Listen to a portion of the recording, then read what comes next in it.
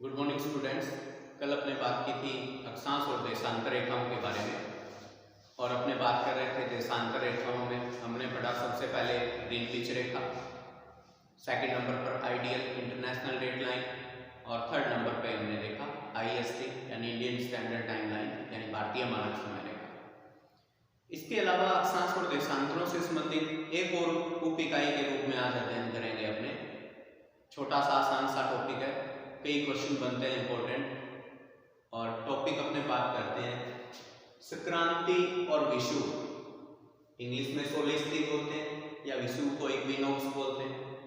विषु नाम हमने पहले भी बात की थी, विषुवत रेखा 0 डिग्री अक्षांश रेखा जिसे भूमध्य रेखा या विषुवत रेखा भी कहते हैं। तो विषु नाम क्यों पड़ा, तो अपने उत्तर देते हैं। ये जो टॉपिक है ये आपने सीधी बात कही, ये जो तीनों घटनाएं हैं, कौन कौन सी तीनों घटनाएं? नंबर 1 करक संक्रांति की घटना जिसे ग्रीष्म संक्रांति कहते हैं, विषु शरद विषु और वसंत विषु, जबकि मकर संक्रांति की घटना जिसे शीत संक्रांति कहते हैं। ये किस आधार पर बने हैं, किस आधार पर निश्चित किए जाते हैं, बात करते हैं उनकी। हमें पता है पृथ्वी अपने अक्ष पर 23.5 डिग्री झुके हुए रहती है। हम जानते हैं पृथ्वी का अक्षीय झुकाव कितना है, 23.5 डिग्री। और पृथ्वी अपने झुके हुए अक्ष पर सूर्य के चारों ओर पश्चिम से पूर्व की ओर घूर्णन परिक्रमण करती है।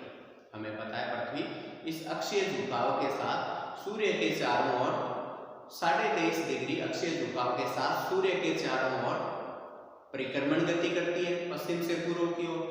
और इसी दौरान सूर्य के सापेक्ष जो स्थिति है वो चेंज होती रहती है। सूर्य अपनी जगह स्थिर है लेकिन पृथ्वी सूर्य के सापेक्ष परिक्रमण के दौरान पृथ्वी की स्थिति बदलती रहती है। और जब सूर्य की किरणें भूमध्य रेखा पर लंबवत गिरती हैं, जब सूर्य की किरणें भूमध्य रेखा पर लंबवत गिरती हैं तो इस दिन को विषुव कहा जाता है। यानी सीधी सी बात, जब सूर्य की लंबवत किरणें विषुवत रेखा भूमध्य रेखा पर गिरती हैं तो यह घटना विषुव कहलाती है। विषुव का मतलब इक्विनॉक्स का मतलब इक्वल का मतलब इस दिन जब सूर्य भूमध्य रेखा पर लंबवत गिरता है, इस दिन प्रकाश वृत्त जो है पृथ्वी का वो उत्तरी ध्रुव को दक्षिणी ध्रुव से मिलाते हुए जाता है। यानी अपने बात करें प्रकाश वृत्त ग्लोब को या पृथ्वी को बिल्कुल 2 बराबर गोलार्धों में विभक्त कर देता है, बांट देता है। सभी अक्षांश रेखाएं बिल्कुल मध्य से विभाजित होती हैं, बराबर लंबाई में विभाजित होती हैं। इसलिए इस दिन संपूर्ण स्थानों पर पृथ्वी के प्रत्येक स्थान पर 12 घंटे के दिन और 12 घंटे की रात होंगी। जैसे ही घूम के ये पार्ट आएगा 12 घंटे की दिन और 12 घंटे की इधर रात होगी। इसका मतलब विषुव की घटना के समय पृथ्वी के सभी स्थानों पर दिन रात की समय अवधि बराबर होती है।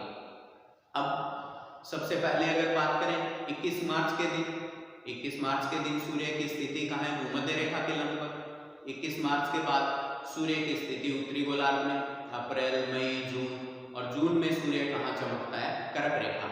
जून में सूर्य की स्थिति कहाँ है, सूर्य की लंबवत किरणें कहाँ गिरती हैं, कर्क रेखा के ऊपर। कर्क रेखा पर जब सूर्य की लंबवत किरणें गिरती हैं तो इस दौरान कर्क रेखा पर जब सूर्य की लंबवत किरणें गिरती हैं तो कब गिरती हैं, 21 जून के दिन। 21 जून को जब कर्क रेखा पर सूर्य की लंबवत किरणें गिरती हैं तो इस दौरान जो प्रकाश वर्त है उसकी स्थिति थोड़ी बदल जाती है। कैसे बदलती है अभी बात करते हैं। जब विषुव की घटना होती है तो सीधी सी बात अपने ध्यान देंगे, विषुव की घटना के समय जो प्रकाश वर्त है वो बिल्कुल कहाँ से होकर गुजरता है, तो हमने पढ़ा उत्तरी ध्रुव से दक्षिणी ध्रुव को मिलाते हुए, उत्तरी ध्रुव को दक्षिणी ध्रुव से मिलाते हुए प्रकाश वर्त गुजरता है। यानी इस दौरान ये प्रकाश वर्त बिल्कुल बराबर भागों में यहाँ से निकलेगा, यानी ये स्थिति रहेगी 6 में। इस दौरान अगर बात करें पृथ्वी की सभी अक्षांश रेखाएं जो हैं वो मध्य में से विभाजित होंगी। पृथ्वी के प्रत्येक स्थान पर 12 घंटे के दिन और 12 घंटे की रातें होंगी। लेकिन जब अपने बात कर रहे हैं 21 जून की, तो इस दौरान जो प्रकाश वर्त है वो किधर टर्न हो जाता है, किधर चेंज हो जाता है। सूर्य यहाँ लंबवत चमक रहा है 21 जून को कर्क रेखा पर, तो इस समय क्या होता है, 21 जून के दिन ये प्रकाश वर्ष उत्तरी ध्रुव से थोड़ा इधर यानी इस तरफ हट जाता है और इस तरफ आप देखोगे यानी ये वाली स्थिति बन जाती है। 21 जून के दिन जब सूर्य कर्क रेखा पर लंबवत चमकता है तो इस दौरान क्या स्थिति बनती है, तो उत्तर देंगे ये स्थिति बनती है। यानी अब जो प्रकाश वर्ष है उसकी लोकेशन क्या है, उत्तरी ध्रुव से थोड़ा इधर खिसक जाती है और दक्षिणी ध्रुव से इस तरफ, यानी दक्षिणी ध्रुव पर सूर्य का प्रकाश इस समय नहीं जा रहा, तो इसका मतलब ये कर्क संक्रांति के समय पृथ्वी का उत्तरी ध्रुव हमेशा प्रकाश में बना रहता है और दक्षिणी ध्रुव को प्रकाश नहीं मिलता है, यानी अंधेरे में रात्रि का समय होगा। इसलिए यहाँ एक क्वेश्चन और बन जाता है, यानी 21 जून के समय जब सूर्य की लंबवत किरणें कर्क रेखा पर गिरती है तो उस दौरान उत्तरी ध्रुव के चारों ओर या आपने बोले आर्कटिक क्षेत्र के अंदर प्रकाश वर्ष के आ जाने के कारण अधिकांश सूर्य का प्रकाश उत्तरी ध्रुव को मिलता है। इसलिए ये जो दिन है 21 जून का वो कर्क रेखा पर सूर्य की लंबवत स्थिति है, कर्क संक्रांति कहलाएगी। और इस दिन उत्तरी ध्रुव पर यहाँ 6 महीने के दिन होते हैं, यानी मार्च से लेकर हमने पढ़ा सितंबर तक, सितंबर के समय तक सूर्य जो है उत्तरी गोलार्ध में रहेगा तो सूर्य का प्रकाश उत्तरी ध्रुव पर गिरता रहेगा। और 21 जून की बात करें तो 21 जून को पर्टिकुलर ये 66.5 डिग्री वाला यानी यहाँ तक का पूरा एरिया जो है वहां तक इस पूरे सर्किल के अंदर पूरे सर्किल तक क्या हो जाता है, सूर्य का प्रकाश रहता है। तो 66.5 डिग्री पर नॉर्वे, स्वीडन, फिनलैंड, रसिया और कनाडा का जो क्षेत्र है उत्तरी भाग है, इस पूरे 66.5 डिग्री पर 21 जून के दिन मध्य रात्रि को भी सूर्य का प्रकाश रहता है। मध्य रात्रि का मतलब घड़ी में जब मानक समय में अगर अपने बात करें जब 12 बज रहे होंगे उस समय भी यहाँ सूर्य का प्रकाश मिल रहा होता है। कब? 21 जून को। इसलिए 21 जून को नॉर्वे को मिडनाइट कंट्री कहा जाता है, मध्य रात्रि के सूर्योदय वाला देश। बहुत बार आता है क्वेश्चन, मध्य रात्रि के सूर्योदय वाला देश किसे कहेंगे, तो अपने उत्तर देंगे मिडनाइट सन नॉर्वे को कहा जाता है। क्यों कहते हैं? क्योंकि 21 जून को सूर्य की लंबवत किरणें कर्क रेखा पर है और प्रकाश वर्ष 66.5 डिग्री या उत्तरी ध्रुव क्षेत्र के पीछे की ओर चला जाता है, जिससे यहाँ नॉर्वे देश के अंदर या फिनलैंड, स्वीडन के अंदर सभी देशों के अंदर घड़ी में जो स्टैंडर्ड टाइम है उसके अनुसार रात के 12 बज रहे हैं, लेकिन उन लोगों को यहाँ सूर्य का प्रकाश अभी भी मिल रहा होता है, सूर्य का प्रकाश दिखाई देता है। तो मध्य रात्रि घड़ी में भी होते हुए यहाँ दिन यानी सूर्य है, तो इसे मध्य रात्रि का सूर्योदय वाला देश कहते हैं। अब 21 जून के बाद ये 21 जून की स्थिति थी, जुलाई, अगस्त, सितंबर में सूर्य कहाँ चमकता है, बिल्कुल लंबवत भूमध्य रेखा, भूमध्य रेखा पर लंबवत प्रकाश गिरेगा तो अब जो प्रकाश वर्ष है वो उत्तरी ध्रुव को दक्षिणी ध्रुव से मिलाएगा और दो बिल्कुल बराबर भागों में बांटेगा प्रकाश वर्ष सभी अक्षांशों को। और इस समय यानी 23 सितंबर को संपूर्ण पृथ्वी पर दिन रात की समय अवधि क्या रहती है, समान रहती है। संपूर्ण पृथ्वी पर दिन रात की समय अवधि समान रहती है। अब सितंबर के बाद अक्टूबर, नवंबर और दिसंबर में सूर्य की लंबवत किरणें कहाँ गिरती हैं, मकर रेखा पर। और मकर रेखा पर जब लंबवत किरणें गिरती हैं तो अभी हमने पढ़ा इसे क्या कहते हैं, मकर संक्रांति या शीत संक्रांति। कब पढ़ा है? 22 दिसंबर को। इसका मतलब 22 दिसंबर के दिन जब सूर्य का प्रकाश लंबवत मकर रेखा पर गिरे तो ये घटना मकर संक्रांति की घटना या शीत संक्रांति की घटना कहलाती है। और इस दिन क्या होगा, अब ये प्रकाश वर्ष फिर चेंज हो जाता है। और अब प्रकाश वर्ष कैसे चेंज हो जाता है, दक्षिणी गोलार्ध के लिए या अपने बात करें इस समय यहाँ दक्षिणी ध्रुव के लिए, तो दक्षिणी ध्रुव के पीछे से यानी अब यहाँ से लाइट जाती है, यूं समझोगे आप। ये देखो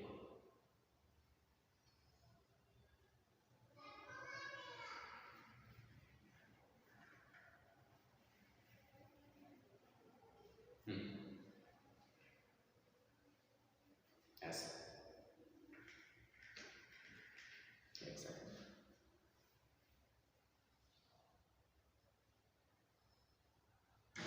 यानी सूर्य कहाँ है, मकर रेखा पर लंबवत चमकता है तो इस दिन सूर्य का जो प्रकाश है वो अंटार्कटिक या आपने बोले दक्षिणी ध्रुव के ऊपर, यानी दक्षिणी ध्रुव पर प्रकाश वर्ष पीछे की ओर हट जाता है और उत्तरी ध्रुव से इस तरफ आ जाता है। तो ये वाला जो एरिया है उधर प्रकाश वर्त रहेगा।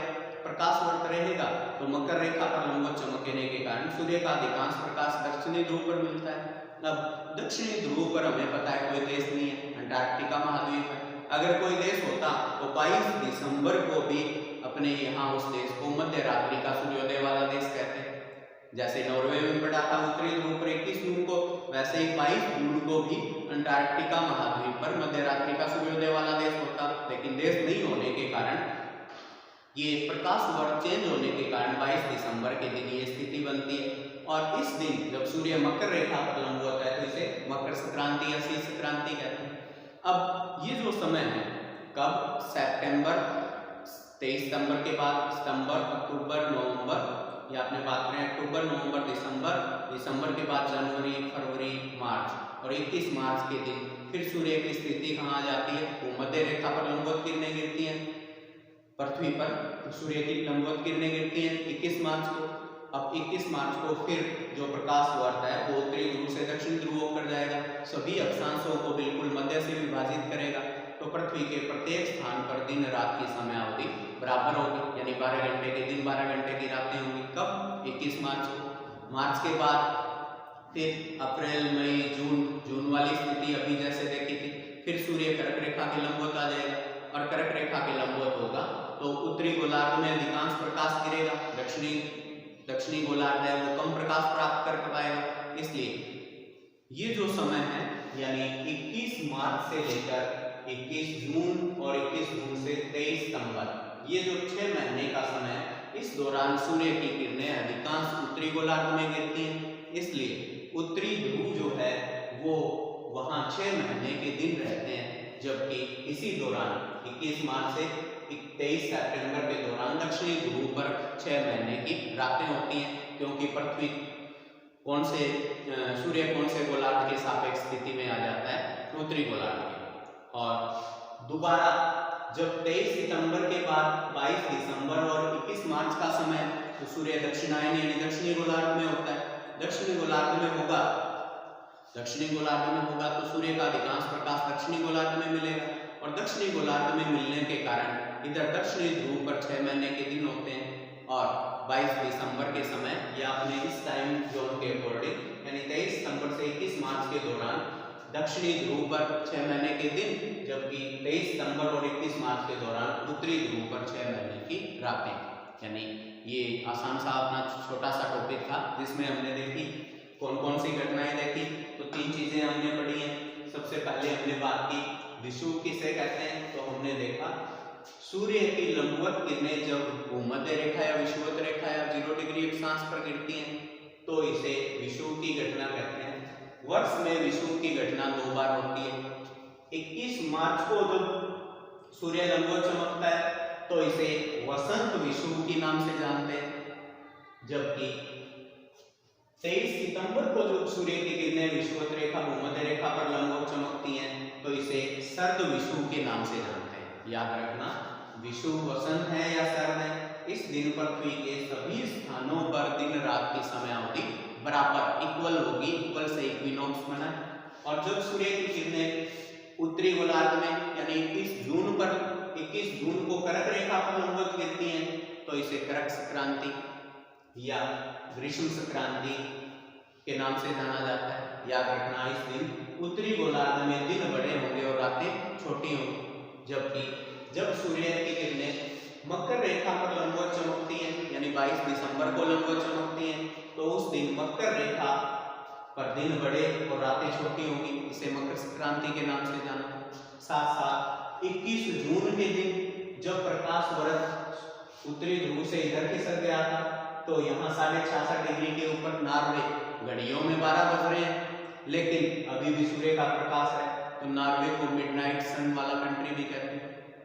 और हमने ये भी देखा जब सूर्य उत्तरी गोलार्ध में होता है उस समय उत्तरी ध्रुव पर दिन रहता है, इसका मतलब 6 महीने का दिन। और जब सूर्य की स्थिति दक्षिणी गोलार्ध में हो जाती है तो दक्षिणी ध्रुव पर प्रकाश रहता है, इसका मतलब 6 महीने के दिन दक्षिणी ध्रुव पर रहते हैं। तो ये कॉन्सेप्ट थे जिसके अंदर हमने पढ़ा क्रांति किसे कहते हैं, विषुव किसे कहते हैं, मिडनाइट सन क्यों होता है, कहाँ कहाँ बनता है, क्यों दक्षिणी गोलार्ध में मिडनाइट सन नहीं बोलते, और साथ साथ हमने देखा 6 महीने के दिन कहाँ कौन से गोलार्ध में कब बनते हैं। कल अपने इसी से संबंधित आगे बात करेंगे, पृथ्वी की गति से संबंधित आसान सा अध्याय है पृथ्वी की गतियां, मोशन ऑफ अर्थ, यानी पृथ्वी सूर्य के सापेक्ष कौन सी गति करती है, सूर्य के चारों ओर कौन सी गति करती है, पृथ्वी अपने अक्ष पर कौन सी गति करती है, एंटी क्लॉकवाइज पश्चिम से पूर्व की ओर जो घूमती है वो कौन सी गति है, उसे किस नाम से जानते हैं, क्या क्या इसके इफेक्ट पड़ते हैं, कल अपने बात करेंगे। आज के लिए थैंक यू।